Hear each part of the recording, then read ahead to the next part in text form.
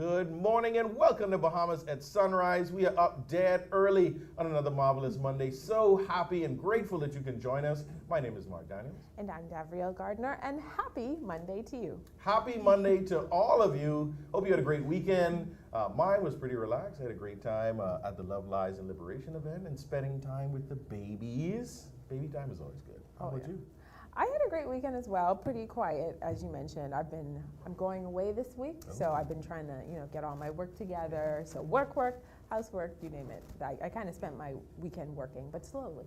We're good. It's good to get off the rock. I feel like when you stay on Nassau for too long, you start to get caged in and get jittery, right? So even if it's just a family island, go hop over to Eleuthera, Sansal, and That's exactly where we're going. See, check out our family islands, man. It's therapy. For centuries, people have been traveling to the Bahamas from all over the world to come and bathe on our beaches, soak in our sun, eat our fresh food, and enjoy the warmth of our people. But when do we take the time to appreciate that on our own? So get out there. Take a little weekend, a little 2-3 day weekend, the next holiday. Check out our islands. That's my plug.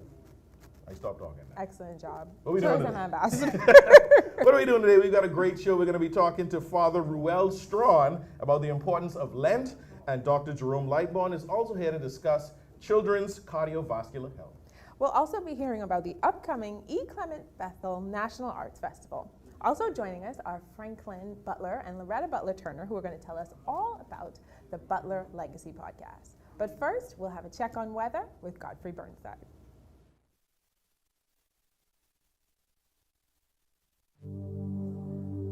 This is Weather at Sunrise.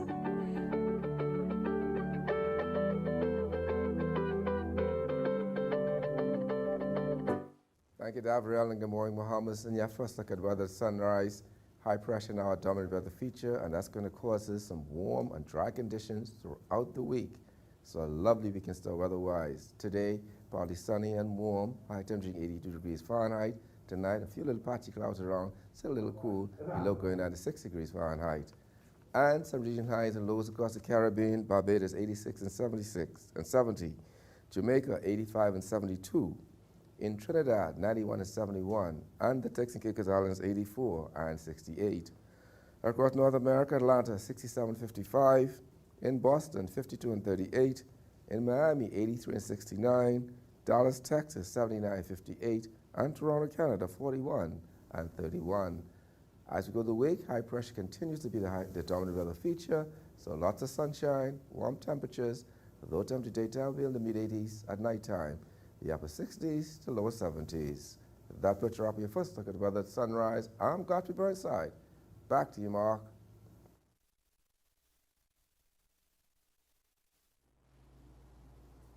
Thank you, Godfrey. Lent begins this year, Wednesday, February 23rd, on Wednesday, and it ends on Thursday, April 6th. Here to discuss the importance of this 6-week period leading up to Easter is Father Ruel Strachan, good friend of mine. He's the assistant curate at St. Agnes Anglican Church. Good morning and welcome to Bahamas at Sunrise, my brother. Good morning. Thank you very much, Mark. It's good to see you. We were reminiscing about running around Holy Trinity grounds as children, a vacation Bible school. And look at my brother now. So proud of you. I always felt that this was your path. So way to walk in your path, my brother. So tell us, what is the purpose and importance of Lent? Well, the purpose of Lent is really a preparation for Easter, and it's very important, and it's been important certainly in the Western and Eastern Church for centuries as this preparation for Easter, leading into the celebration of Easter and the Lord's resurrection. Each year we intentionally prepare ourselves in a special way through prayer and fasting and almsgiving to celebrate the joy of Easter. What are some of the customs of Lent? Well, some of the customs of Lent are particularly, prominently is the Lenten fast or the Lent.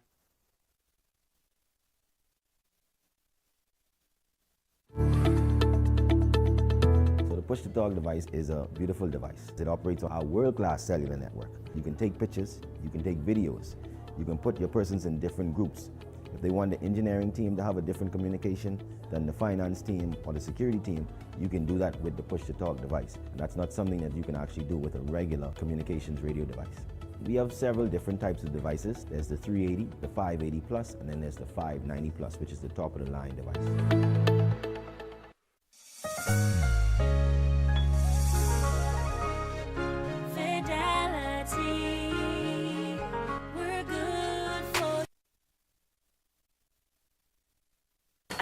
customers. Next Tuesday, a major hurricane will cause complete confusion and chaos throughout the entire Bahamas. Water, phone, and internet services will be in short supply. Definite data loss is expected to all local and family island businesses. Disasters don't plan ahead, but you can. Be ready with push-to-talk service that keeps you connected with your workforce with a simple push of a button. Contact the experts today at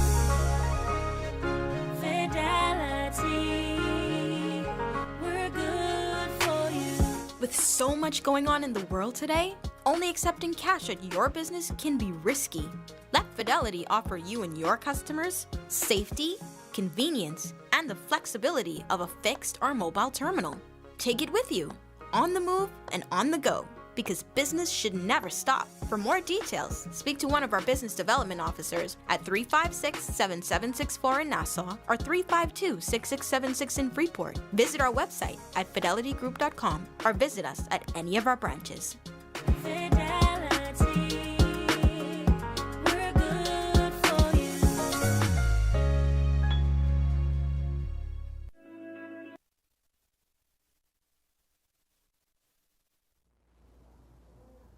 Thank you, Godfrey. Lent for the year 2023 begins this Wednesday, February 22nd, and ends on April the 6th. Here to discuss with us the importance of this 6-week period is Father Ruel Strachan, Assistant Curate with St. Agnes Anglican Church. Good morning and welcome to Bahamas at Sunrise. Thank you very much, Mark. Good to see you, my brother. From running around the halls of Holy Trinity to here in studio and you at St. Agnes Anglican Church. So proud of you, my brother. Thank you it's very much. Always good to see you. What is the purpose and importance of Lent? The purpose of Lent is to prepare for Easter. It's a 40-day period, excluding Sundays, in which we prepare in an intentional way to celebrate the joy of the Lord's resurrection, and where we dedicate ourselves in a more intentional way to prayer and to fasting and to almsgiving in preparation for all that we receive at Easter. What are some of the customs of Lent? I know we're used to this every year, and most people think about eating fried fish and whatnot at some point. But tell us. Associated with pancakes and sweets, getting out all of the flour out of the house before Lent. Right. And in Lent in particular, one of the prominent things is a Lenten fast or Lenten discipline, Lenten rule of life. And that will take many different shapes and forms for many different people.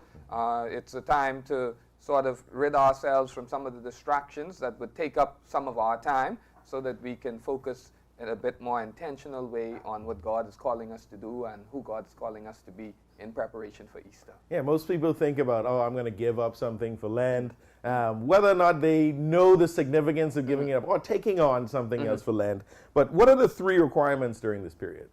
Well, Lent, when it comes to prayer, we try to dedicate, sort of make the fast a superficial thing, or not to try to knock out 2 birds with 1 stone. I'm going to go on a diet for Lent, but we sort of try to get out of our system and ourselves those things that sort of pull us away from God or cause us to turn in another direction. And almsgiving is a very big part of Lent, the way in which we reach out to other people. And so at the heart of Lent is taking these 3 things very, very seriously and using them to sort of shape a Lenten discipline, but also to shape all of our lives as we go forth after Easter. Do you feel that Lent is still relevant in today's society?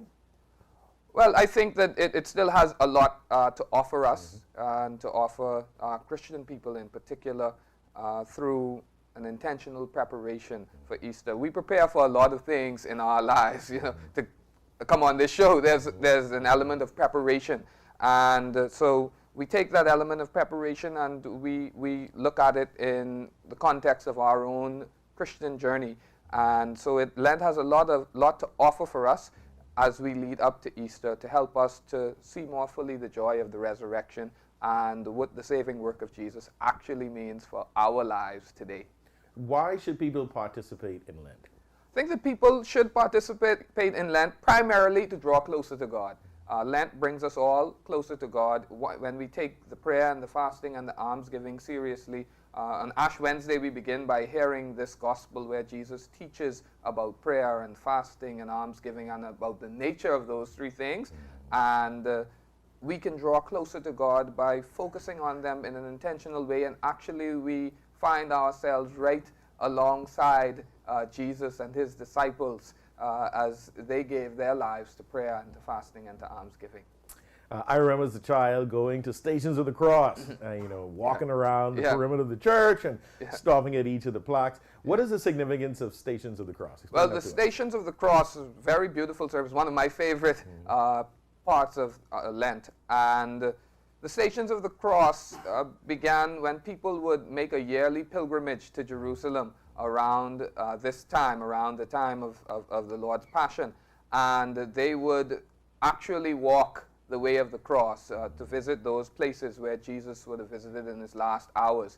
And in the centuries since, many Christians haven't been able to actually make the journey to Jerusalem, and so they began to walk the way of the cross in their own local contexts. And so we join Jesus through the Stations of the Cross in stopping along the way that leads to the cross. So we ourselves are on this journey with him to the cross, but also to the empty tomb at Easter. Also a powerful part of the Lenten experience. You mentioned Ash Wednesday. What is the significance of putting ash on one's forehead during Ash Wednesday? Well, Ash Wednesday, the ashes are a sign of the frailty and uncertainty of human life, but they're also a sign of our desire for repentance. Sackcloth and ashes has long been associated with penitence, and Lent is the most penitential season in the church's year, and so we begin with ashes, the sign of our mortality, but also a sign that we desire true repentance this Lent. Well, as we wrap this up, I want to ask, for those who will observe Lent this year, what is it they can expect to feel emotionally and spiritually as they prepare and go through Lent and get to Easter? What's their outcome? Well, I think the outcome should be that pure celebrating the joy of Easter, and the prayer, the fasting, the almsgiving, as I said, all are meant to draw us closer to God. And I think drawing nearer and nearer to God is a good way for us to experience that real joy of Easter, to get to know God more, to love God more, to serve God more, and to come to Easter and to just feel and experience the sheer joy of the resurrection, and to remember that the resurrection is a living, dynamic reality for all of us who come to observe a Holy Lent and who come to share in the joy of Easter. Very well said. For those who wasn't going to observe, you better do it now, because Father Ruel done lay it down for you. The prayer, the fasting, the almsgiving. I've done my bit of prayer and fasting, and also almsgiving, giving to the poor, or just, being there for somebody in their time of need. And it does lift your spirit. It makes you feel Christ-like. It's that Christ-like consciousness that you're living in your everyday. And so I encourage everyone, as they become more observant in these next 6 weeks, as we approach Easter, hold firm. Yes. Right? It gets difficult. Hold firm. And any other advice for anyone observing Lent? Well, I would say just take it seriously, and remember that Lent, God doesn't leave us or forsake us. God doesn't leave us during Lent on our own to struggle with our fasting or our prayer or our almsgiving, but God is right there beside us, leading us to keep a holy Lent. And so be mindful of God's presence with you throughout Lent and throughout all of your life. And remember that what we are heading towards is the joy of Easter, which fills all of our lives with hope. Very well said. I'd like to thank you again, Father Ruel Strachan, my you brother very- from thank you very Run much, Around Bob. Barefoot, man. Good to see you. Thank you for you. talking with us this morning, Thank you Mamas very at much, Sunrise, and have a great day. I know you got to get to Mass. Y'all go join him at Mass. He's going to drive straight there right now. Everybody can meet me. See you at the church. Thank All you right. again, brother. Thank you. You're watching Mamas at Sunrise. We'll be right back. Comfort Suites Paradise Island is the best kept secret in the Bahamas. Located directly next door to the Atlantis Resort, you'll receive all the privileges of an Atlantis guest with all the benefits of a Comfort Suite stay. Enjoy everything Atlantis has to offer, including Aquaventure Water Park, plus all the amenities of Comfort Suites. Free Wi-Fi, free breakfast daily, and kids stay, play, and eat free. Visit ComfortSuitesPI.com.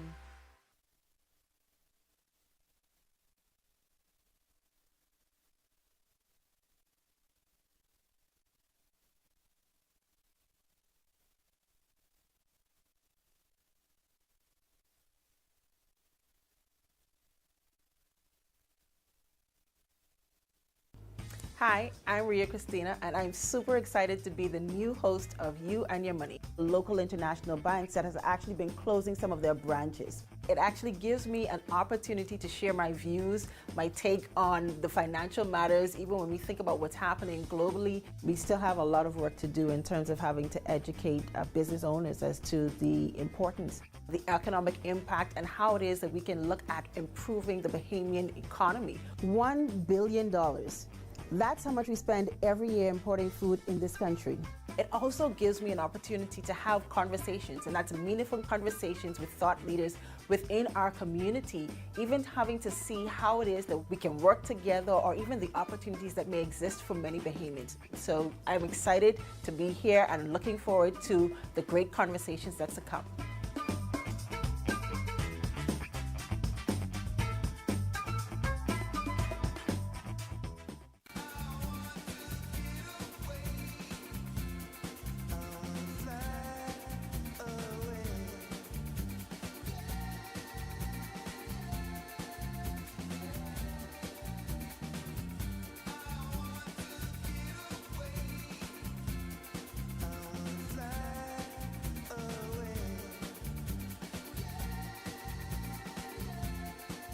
The islands of the Bahamas. Fly away.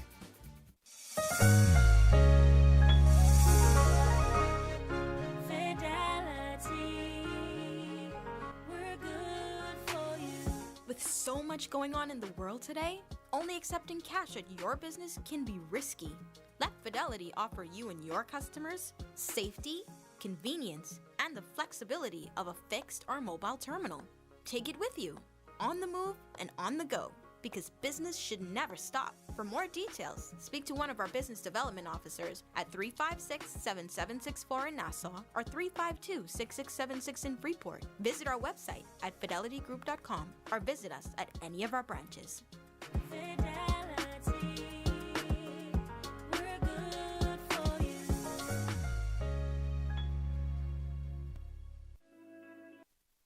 What do you want from a cloud solution? You want flexibility and edge? You want to modernize applications with the ability to deliver new ones with lightning speed. You want an infrastructure that's automated, secure, cost-effective, and scalable. You want to give the end user the freedom they want with the control you need.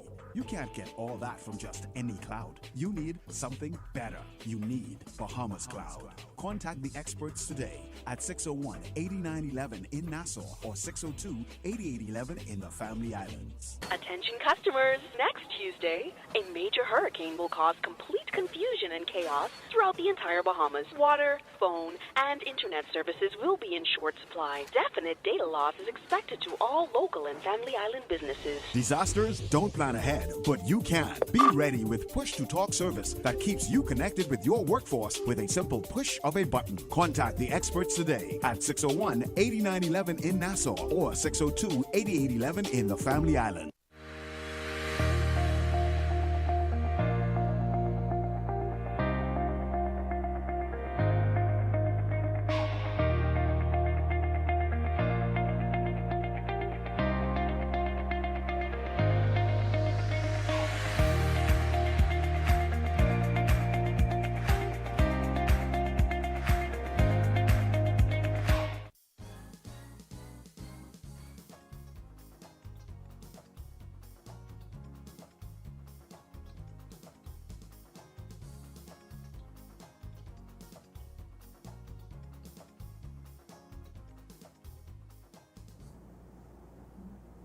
Welcome back.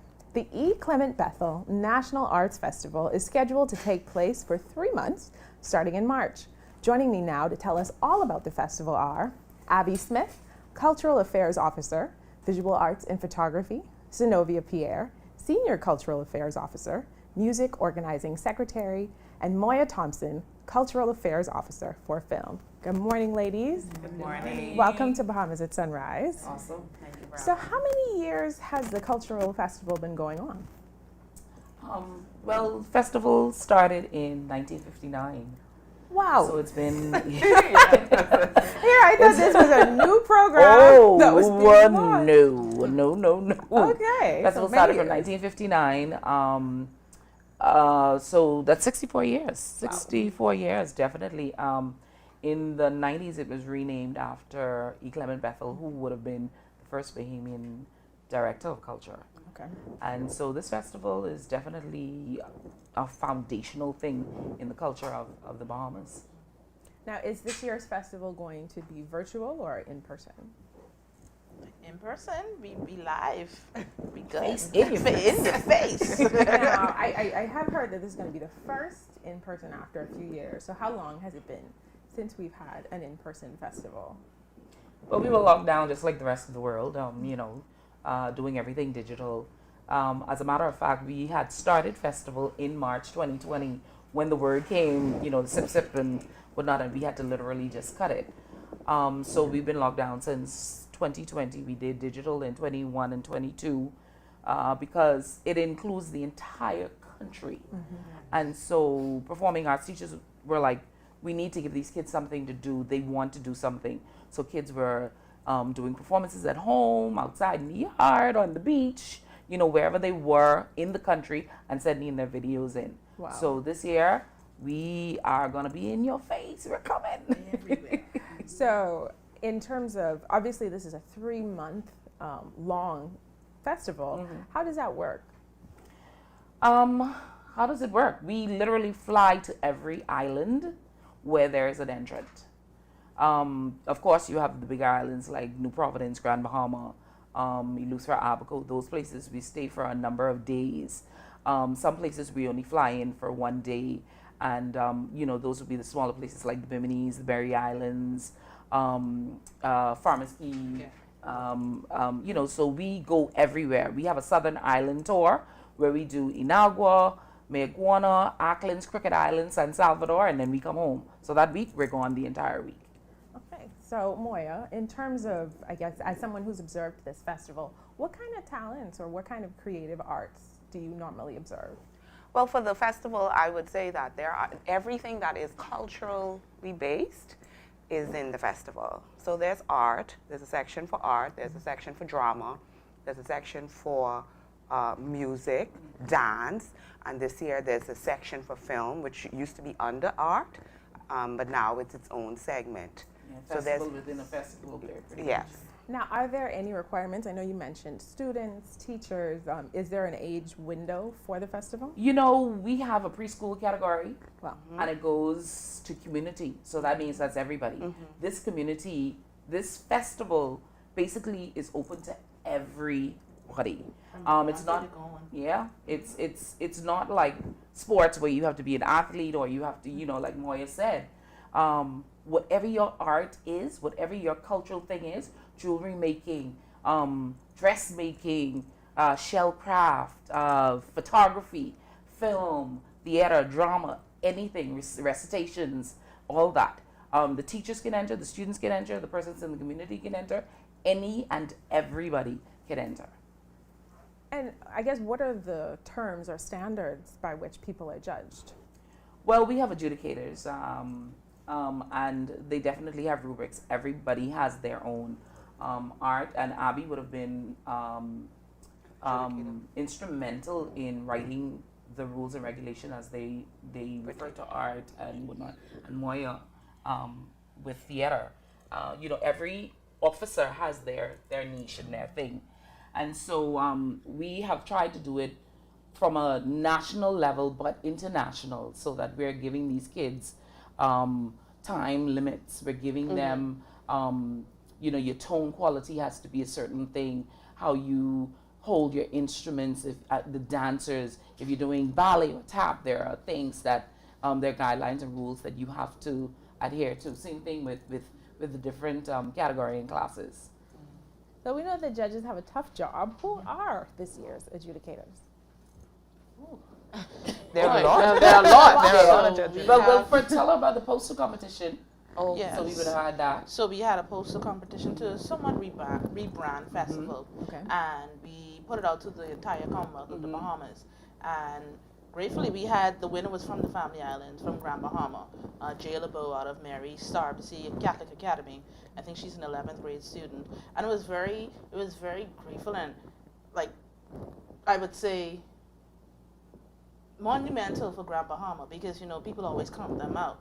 And then, of course, now here you are being the face of a festival, and not just the face of festival, everything for 2 years. Yes. You know, you're on the booklets, you're on the flyers, you're on the invitations, you're everywhere, and that's your artwork, and yet again, it's investment in the people.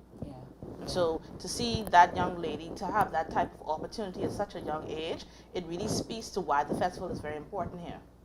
So our adjudicators, let me just run through quickly because I know No our time is problem. up. We have Adrian Archer for music, Dr. Dion Cunningham, piano and strings. We have Mr. Ronald Campbell for instrumental.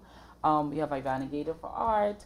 We have, what else we have? We have, well, for film, we have, well, I know theater is Philip Burrows this year. Correct. And then we have for film, we have Henrietta Edgecombe, Lovato Stubbs, and Ariana Roberts from Grand Bahama as well.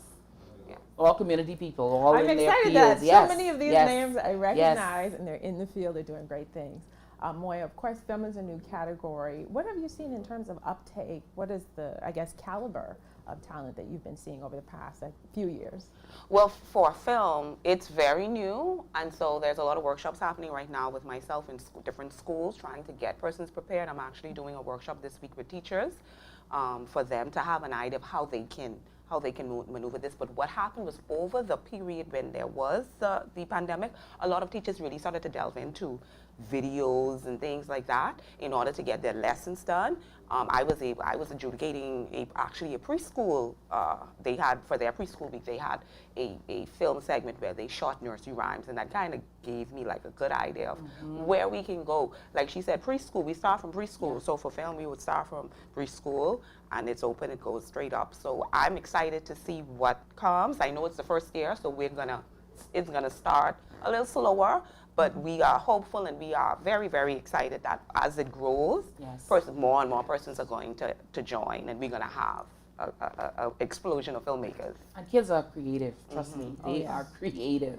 And iPhones, oh my Lord. Yeah. We recently had the Central Bank video essay competition, and they went primary school right through college, and I was impressed over and over again, particularly I want to say by the younger kids, just the innovation, the creativity that they had. You mentioned that you traveled to the Family Island, so you touched on it.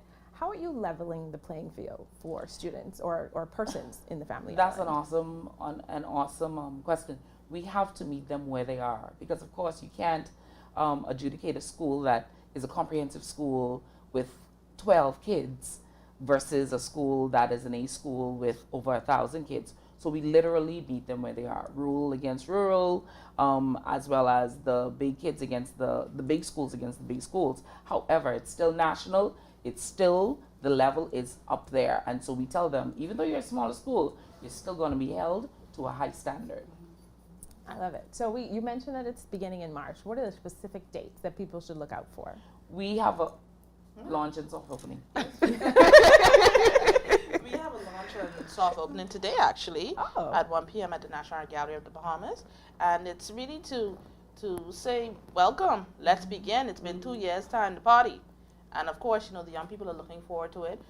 Community members are looking forward to it. So everybody is like, okay, festival begins. And so now there's some excitement around it, and there's this build-up. And we're really excited to travel to the islands because they're like, nobody checks for us. You know, so we're ready to hit the ground running. And just to come off of that as well, for the islands, there are specific dates, and those are on the Facebook page, the National Arts Festival Facebook page. A lot of updates are on there. For film, the deadline would be March 31st, the last day in March at 11:59 p.m. They have to be submitted. They have to be submitted. And then how do people sign up? If they want to participate, or if they have a child who they'd like to participate, what do they do? They can call the office, 502-0744 or 502-0601, or just send us an email, nationalartsfest@gmail.com. Well, ladies, thank you so much for being on the show. Thank you for the work that you were doing. It's incredibly exciting. I'm so sad that I'm just finding out about it, but I'm definitely going to take advantage of it as an observer. Thank you so much. And thank you for watching Bahamas at Sunrise. We'll be right back. The Euro device is very affordable. It allows you to increase your internet connectivity You were able to do away with the buffering, say goodbye to the dead spots. It gives them a much more stable connection. Their customers are able to view their digital menus. The establishment is able to stream. It allows for everyone, the customers and the business operators, to have a much more robust and stable internet connectivity. You watch them grow and make plans for them even before they're old enough to talk. You spend a lifetime of sacrifice to pave the way for their success and create a tomorrow you too can be proud of. Can you tell who is the investor? At Leno, we believe everyone who has ever put a penny aside for a future dream is an investor. If you're new to investing, Leno's financial experts stand ready to design plans based on your goals. Let's sit down and explore the options one-on-one and see how, together, we can make your dreams come true. Whether considering traditional investments like a new home, car, your own business, security in retirement, or your child's college fund, we take the confusion out of the process and make an investor out of you. Call 396-3225 for an appointment. Leno, your bridge to the future.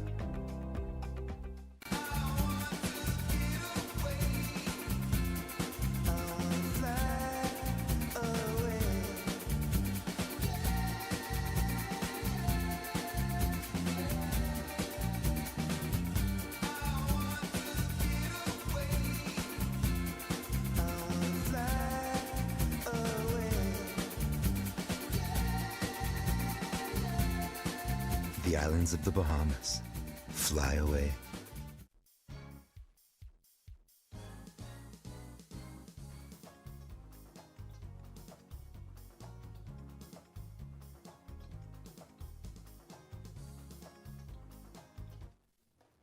Welcome back to the show. We are here dead early on another marvelous Monday here on Bahamas at Sunrise. So grateful that you are staying with us. My name is Mark Daniels. And I'm Gabrielle Gardner. And we are here at the mid-show. We had a great first half of the show. We Absolutely. were speaking with Father Ruel Strachan about Lent and, you know, the significance of Lent, what it means to prepare for it, and then the three pillars of prayer, fasting, and almsgiving. Yeah. And I think outside of Lent, as generally, we should practice those things on a regular basis. We shouldn't wait until the 6-week period of Lent, because those are the things that help to keep your spiritual body in check or in tune, let's say it like that. And it's all connected, the spiritual body, the physical body, the emotional body. There's one more I'm forgetting it, but maybe I need to go to church.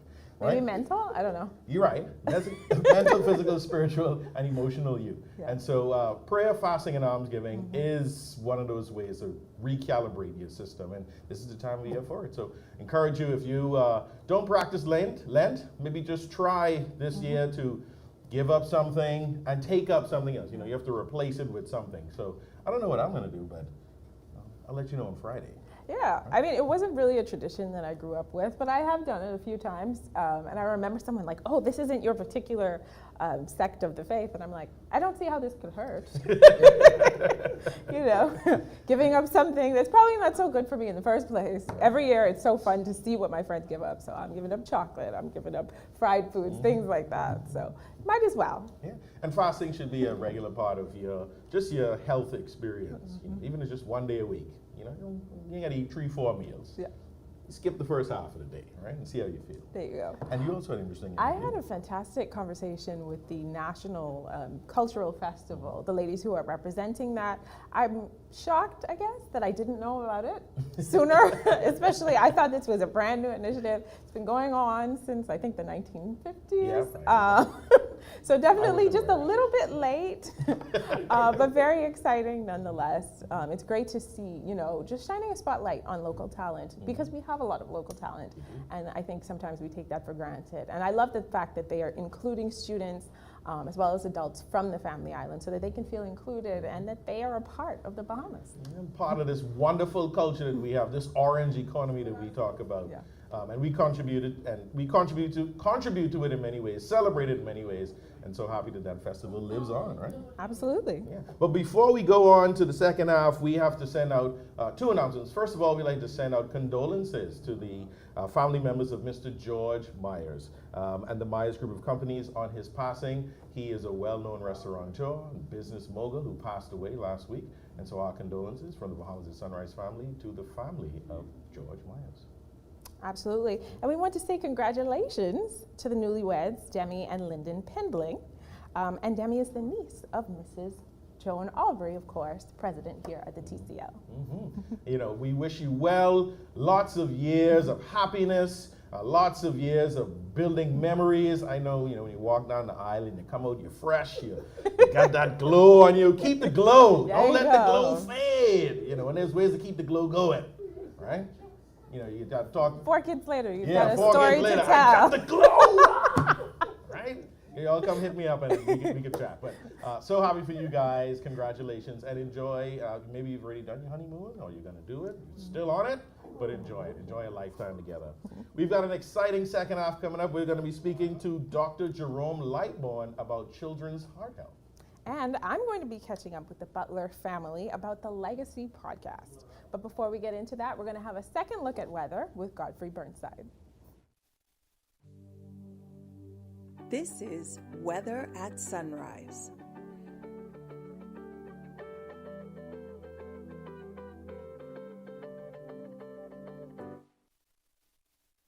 Thank you, Davriel. Good morning, Bahamas. In your second look at weather at sunrise, high pressure continues to be the dominant across the islands, and they'll continue throughout the week with lots of sunshine and warm temperatures. And in the marine forecast, those winds today, south to southwest at 10 to 15 knots, sea 2 to 4 feet, or the northwest Bahamas, east to southeast at 10 to 15 knots, sea 2 to 4 feet, or the central and southeastern islands. On Tuesday, those winds become light and variable, seas less than 3 feet. On Wednesday, those winds east to southeast at 10 to 15 knots, sea 2 to 4 feet over all the islands. Your tides. You can expect a high tide at 7:37 this morning. Next low tide will be at 2:01 this afternoon. High gain this evening at 8 p.m. Sunset 6:06 this evening. Rises tomorrow at 6:39. UV index 8. Your water temperature 73 degrees Fahrenheit. And your moon phase, new moon. Extended look. High pressure will continue to be the dominant feature throughout the week. Lots of sunshine, warm temperatures. The temperature daytime will be in the mid-80s. At nighttime, upper 60s to lower 70s. Get on the beach. That puts a wrap on your final look at weather at sunrise. I'm Godfrey Burnside. Back to you, Davriel.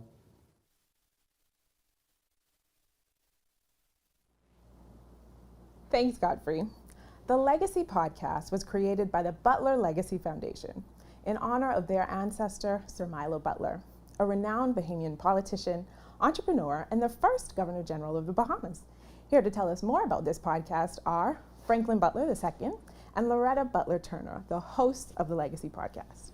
Good morning and welcome to Bahamas at Sunrise. Good morning, Davriel. You must be special for me to be up at this hour, out at least. I mean, I'm usually up, but good morning. Good morning, Davriel. It's a pleasure to be here. You know, actually, when we talked about the fact that you were coming on today's show, I heard that this is both of your first time ever on Bahamas at Sunrise, so I'm feeling very honored. Actually, no, I've been here before, Really? but with you, this is the first time. Well, I'll take it. Either way, it's Absolutely. an honor. I think this is probably my first time, to be honest, so you should be honored. Thank you. All right, so we're talking about the Legacy podcast. This is actually special for me because this is a project I've been able to be a part of. But let's talk about your vision for the Legacy podcast in the first place.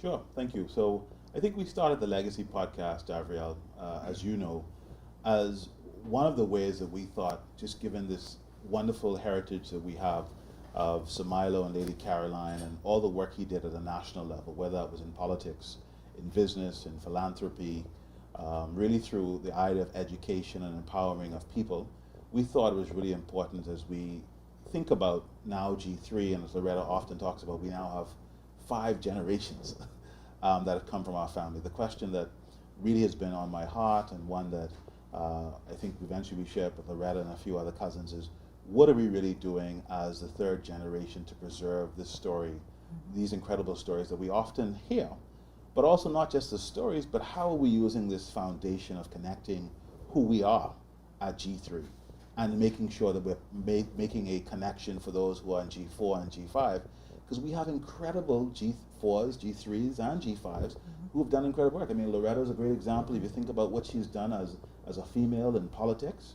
And I don't say that, but I just say that in the context of the fact that if we think about the women's suffrage movement and the role that Somilo's mother played in that, and then we see what Loretta has done to really be the first leader of the opposition, that's just one example. And then we have so many young doctors and young engineers who are in our family just doing incredible work. And I thought it was important that as I understood my own connection to the story of Somilo and Lady Caroline, it was important to document, because my hope is that my daughter and my daughter's children, they will be able to understand who they are because of the work that we're doing. I love that. Mrs. Turner, what were your initial thoughts when Franklyn approached you, inviting you to be a host of the Legacy podcast? Well, first of all, I don't think it was really about actually hosting. This sort of evolved. The most important thing was that we wanted to capture history. It's so important, we felt, that, you know, there is a biography of our grandfather, but the way to reach people these days is through social media platforms. A lot of people are not able to sit down and actually read a book, but if they're commuting, they can actually listen to these stories. These stories are not just about touting the fact that, you know, we have generations of success. I think the most important thing is to be able to demonstrate to people that even against many adversities, you can still succeed, and that family businesses are important. We are very fortunate that we are into our third and fourth generation of individuals working in the same business. Everything that came out of the children of Sir Milo and Lady Caroline, you will see huge success stories among our siblings, among our cousins, among the younger generation. And so I think it's important to demonstrate that even with your adversities, there are successes, and that Black families in particular can create generational businesses, generational success, and generational wealth. I love that. Obviously, recently, you launched your first episode. What has the response been like? The response has been phenomenal. I mean, the amount of messages that Loretta and I get to share between each other from people who she knows in her circle and people I know in my circle has just been incredible to see that people, one, want to actually leverage the platform, one, to tell their own stories, which was really the intent, that we wanted to inspire other legacy families and others to think about what is your legacy and how you really memorializing that for the benefit of your children and your children's children. And if we think about just the level of views that we see on the social media platforms, people are truly engaged to, one, hear the stories, and I think it brings it alive. I think Loretta talked about this idea of having books. People don't necessarily read the books, but the platforms that we've used to really tell the stories, and then the animation that you have of some of these incredible guests who come on the show, like Uncle Loftus, who participated in the first episode, I think brings the historical stories into life. And so it's just been an incredible journey, and I'm honestly, I was a little reluctant initially to host, but it's been an incredible series. For me, I find that I'm either in a store or I'm doing something out in public, and people are literally stopping and saying, "Hey, I watched the podcast, I think it's amazing." That's encouraging, but I want to ensure that they take the message, they understand the message, they understand the history. And I believe in entrepreneurship, I believe in young people. I think it's so important that because our grandfather believed in those values, because he got us started and he got his children started very, very early in life, teaching us how to work. I think that if people can enjoy these podcasts, if they can be motivated to get out and carve their own niche and create their own legacies, then I think this would have been totally successful. For somebody who tunes into the Legacy podcast or who's thinking about it and wonders why they should tune in, what can they look forward to? Oh, they can look forward to animated guests, people that are telling folklore stories that actually happened. History is being given in a beautiful atmosphere. It's being narrated from the eyes and perspective of a broad swath of the population. So it's not just our family. It's also going to be people who would have known our grandfather, or people who were influenced by our family. So I have some information, some top secret information that a new episode is dropping today. Tell me a little bit about the episode that's dropping today. Yes, so today's episode is really going to be about Samilo, the self-made man, and we have two incredible guests. I think many of you will know Carlos Palacios, who, again, you know, his father and mother really grew up in St. Matthew's Church, which was really the home church for many of our Butler family members. And then secondly, we have, you know, Sir Franklyn Wilson and his story around, you know, his journey and interactions with Samilo, and really the importance of what it really means, really what helps Samilo to be successful, and really what lessons for Black family businesses we can take from Samilo and Sir Franklyn. I mean, because many, you know, as I listened to the podcast and recorded that show, he talks actually about how many of the stories of my father and Samilo actually were fundamental inspirations to who he is today. So I can tell you that you're in for a special treat today when that episode launches.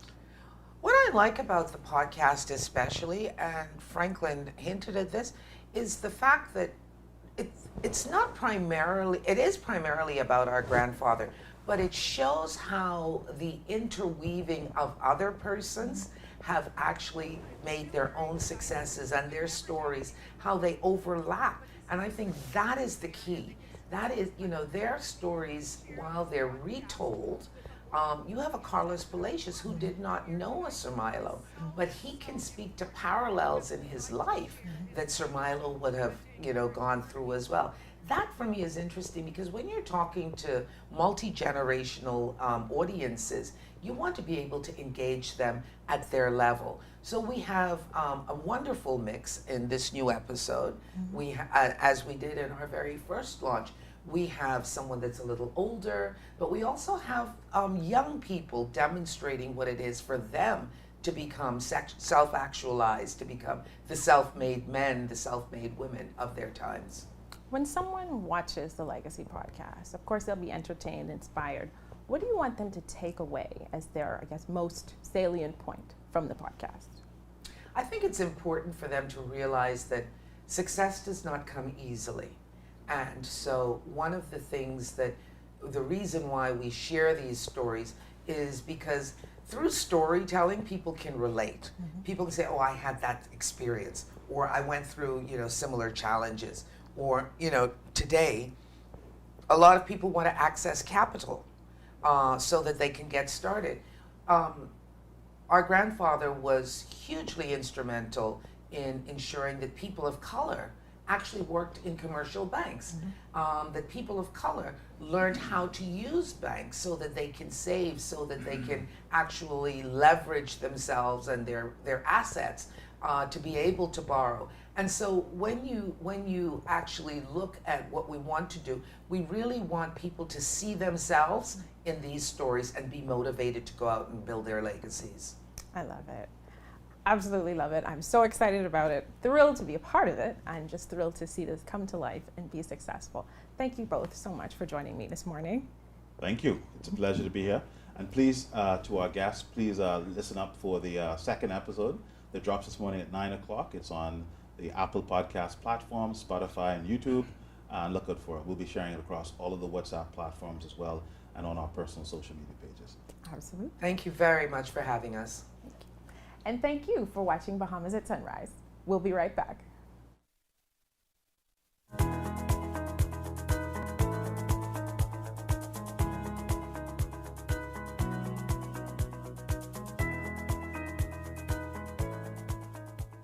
In 1991, Dr. Barry Russell became the first Bahamian orthodontist to establish a practice in the Bahamas.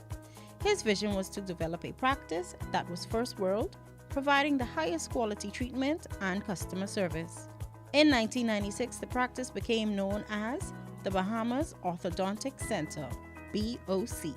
To maintain excellence, BOC has grown from a staff of 2 to a current staff of 21. Dr. Russell has established his practices in Nassau on Collins Avenue and in Freeport, Grand Bahama. Dr. Russell attended Howard University in Washington, D.C., where he received a Bachelor of Science in Microbiology and a doctorate in dental surgery. After finishing his doctorate, He completed a general practice residency at Harlem Hospital through Columbia University and returned to Howard University for his orthodontic residency. He is a past chairman of the Bahamas Dental Council, which has the responsibility of overseeing the regulation of dentistry in the country. He is a member of Alpha Phi Alpha Fraternity Incorporated and Sigma Pi Phi. He is married to the former Mary Missy Thompson, and they have 3 children, Lauren, Logan, and Reagan. A Moment in Black History is brought to you by Alpha Phi Alpha Fraternity and by the Alpha Kappa Alpha Sorority, in conjunction with the Councilors Limited. One thing, 2 things, blue thing, old things, things that are small, things that are grand, things that fit just right, and in the palm of your hand. Fox Hill Nursery, a large selection of garden supplies. If you can see it in your mind, you can find it at Fox Hill Nursery.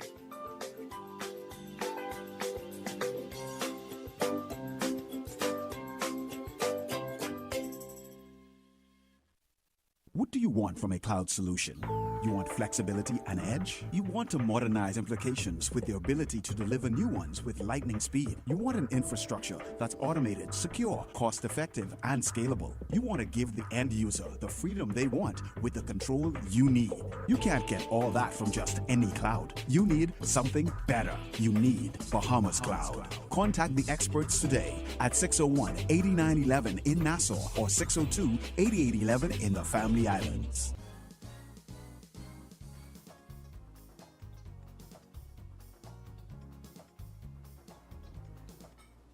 Welcome back.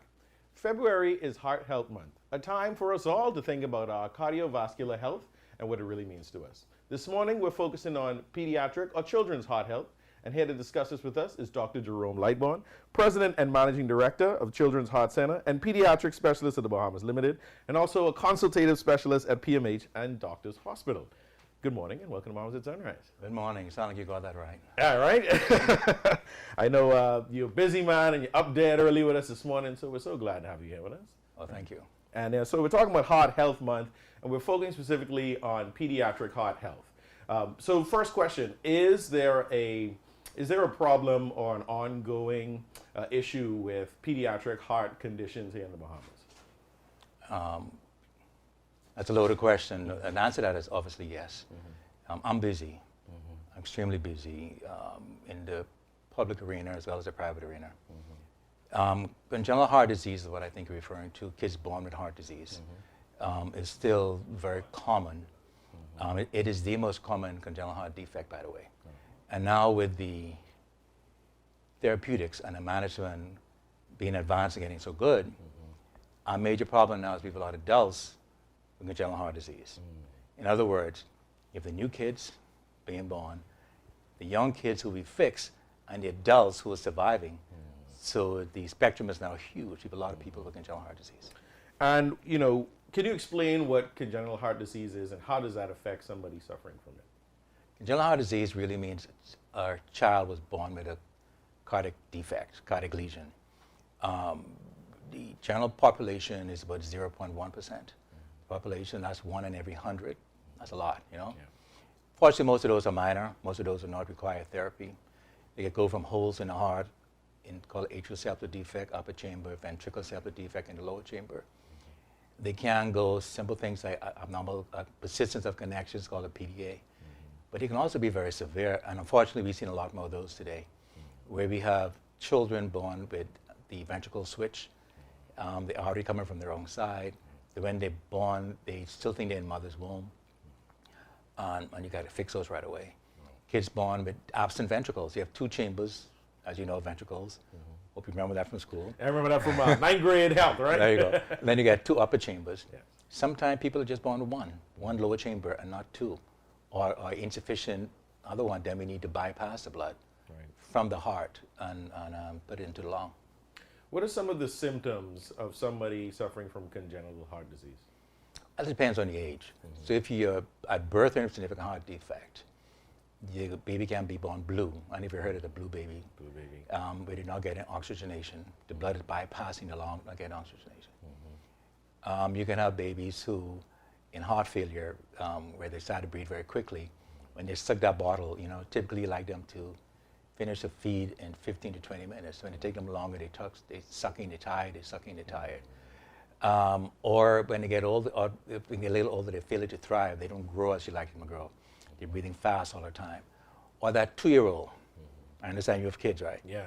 Or that 2-year-old who is sitting down all the time when you go to parties. Where that Grammy says, boy, that's such a good kid. That's not a good kid, that's a sick kid. Right. They can't, when he exerts himself, he obviously feeling shortness of breath, difficulty breathing, you know, heart racing, that kind of fatigued. Or you have the older kid who could present with turning blue, syncope, they could black out. Sometimes you get chest pains. So the conundrum, it goes on and on. Wow.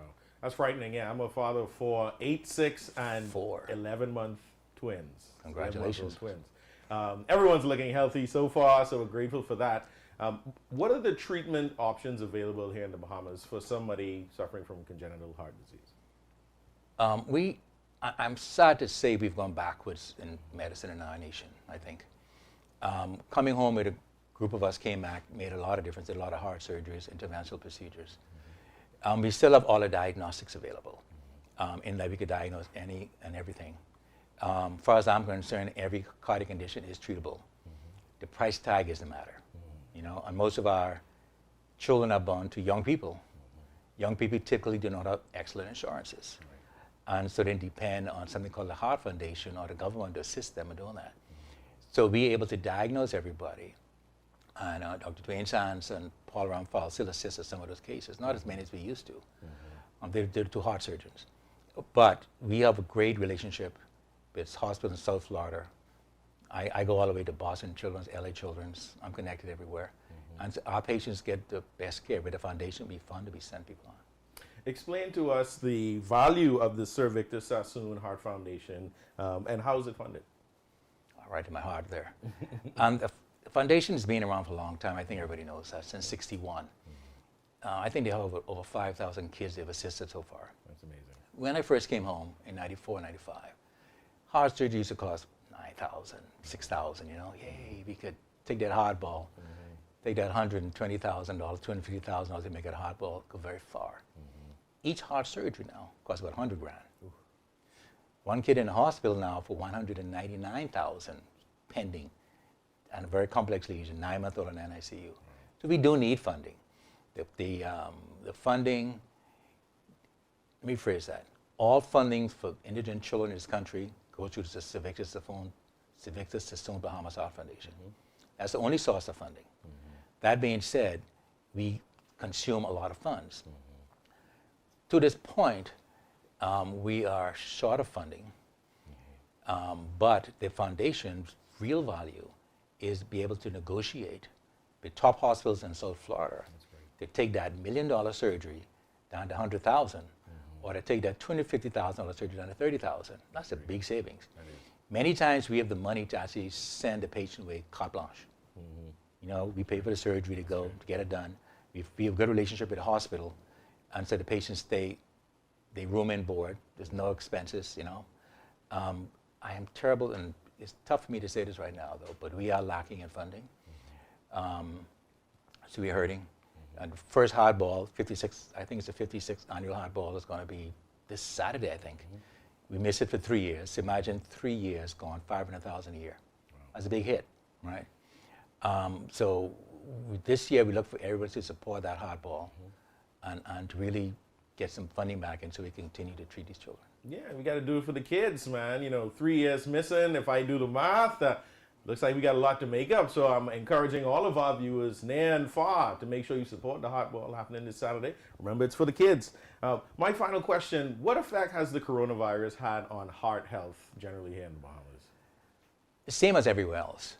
The coronavirus, as a pediatric cardiologist, has changed the playing field for me.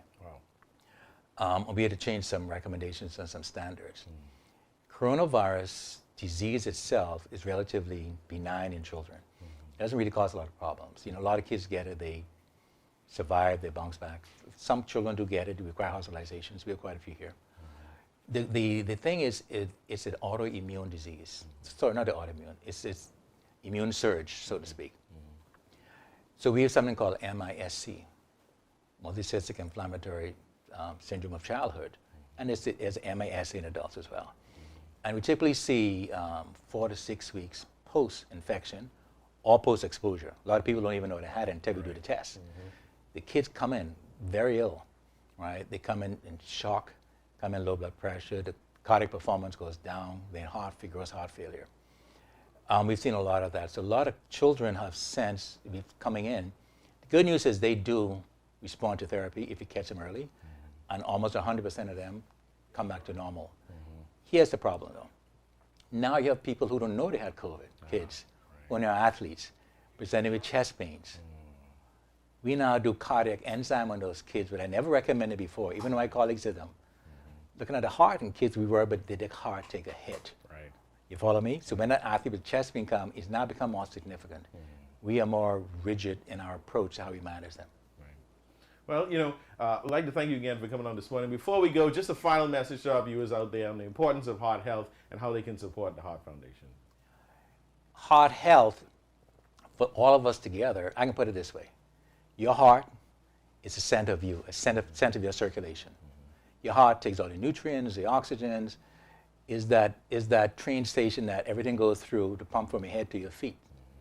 We look good, big bank accounts, we party, the girls getting their makeups and everything on, but we do not take care of our heart. And our Bahamian diet just kicks our butt. Right. Don't get me wrong now, I'm a Bahamian, you're a Bahamian. I grew up, food need to taste good. Salt, fat, sugar, bad. Hypertension, diabetes, terrible for heart disease. So take care of yourself by taking care of your heart. Amen. Very well said. And take care of the children. Have a heart and support the Heart Foundation. Make sure you go out to the ball this weekend because the children need it, and the work of the foundation is very important. Very good. And I'd like to thank you again, Dr. Jerome Lightbourne, for being on the show with us dead early this morning, talking about pediatric heart health and reminding us all the importance of having a heart and taking care of it. So thank you again for your time this morning. Appreciate the opportunity. Yeah. Thank you. You're watching Mamas at Sunrise. We'll be right back.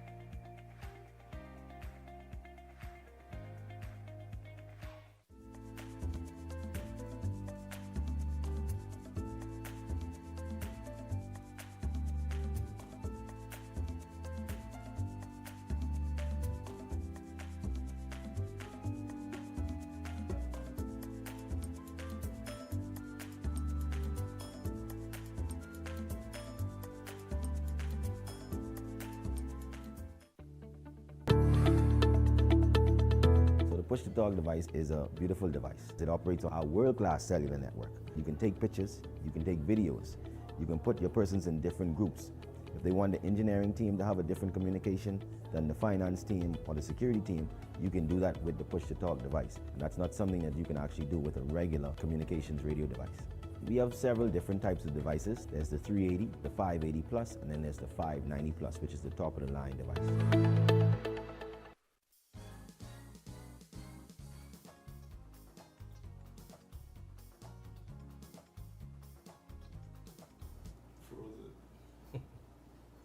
Welcome back. Today has been an excellent show. We've been able to talk about just a host of incredible events that are highlighting Bahamian talent, Bahamian stories, Bahamian history, and the good that we are doing. Yeah, right. Have a heart. Yes. Lent is coming up. Father Ruel was reminding us to prepare for Lent. I know plenty of y'all in Trinidad right now preparing for Lent, so make sure I get it out your system and come back home and make sure you observe the next 6 weeks properly. I know who they are. I see y'all on Instagram. Right? Oh yeah, no, I had one of my girlfriends. She was like, this is part of my Lenten experience. Have a great week this week, and look out on our social media pages. We have some special guests coming to the studio this Friday. We're doing some ticket giveaways for the Love and Reggae concert. So pay attention to all of our social media pages, and you don't want to miss our show Friday. 2 powerful reggae artists are going to be here in studio. You don't want to miss it. Stay tuned. All right. What you got this week? I mean, I'm not going to be here, so now I'm really feeling pretty disappointed. That's okay. I'm going to tune in. Cancel I'm that going to be flight. able to enjoy it nonetheless. But wishing you a fantastic week. Once again, happy Monday from Bahamas at Sunrise. Yeah, have a great week.